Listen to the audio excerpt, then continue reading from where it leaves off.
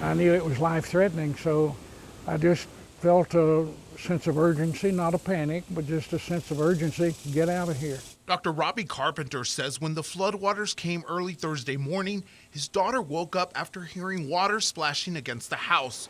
There was already 6 inches of water inside, so she ran upstairs to wake her parents. I knew that if that's happening, this is biblical proportion flood. Robbie says as they escaped their home, which sits along Camp Meeting Creek in Kerrville, it was a surreal feeling, filled with tears and prayers. And as we were pulling out, you could hear these big logs crashing into the house and breaking the windows. Robbie's son David says the home is filled with history and memories dating back to the 60s when his parents purchased the house. When the Carpenters came back home, David said the house was covered in 4 feet of debris, filled with seaweed, moss, and even live fish. Dad hugged each other and we cried, and our whole family cried. And we've been crying on and off for the last couple of days because these aren't just items, they all have a memory and a movie attached to them. To add to the trauma of losing nearly everything, the Carpenters found out that a home insurance policy that they have been paying faithfully for the past 50 years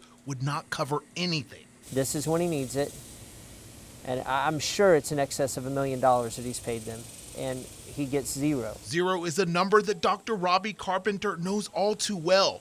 For 55 years, he ran a dental practice in Kerrville, and when a patient was in need, zero is what he would charge them. A lot of people didn't have money, and Dad his entire life gave away dentistry to a fault, and never expected people to pay him back. And it wasn't just free dental work Dr. Carpenter would give back to the Kerrville community.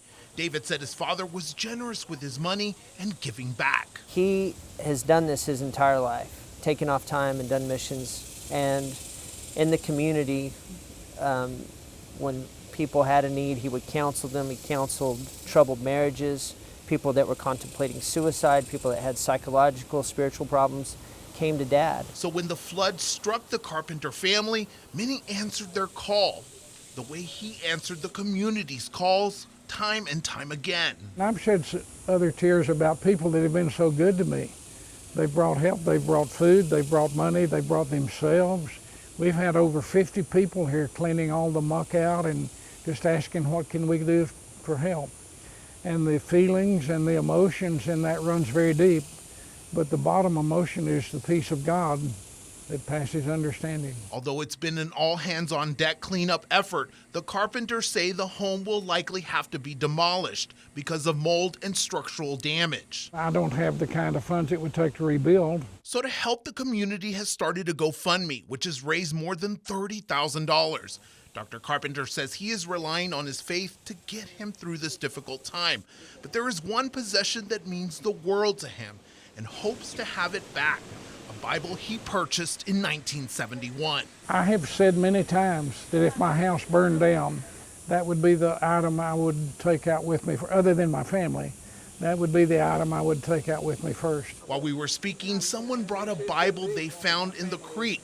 He became emotional, but it wasn't his beloved Bible. Hopefully mine's down there somewhere and they're going to find it. Somewhere out there, God, please find my Bible. And if you would like to help Dr. Robbie Carpenter during his time of need, we have posted a link to the GoFundMe on this web story at KENS5.com. Mike Jimenez, KENS 5.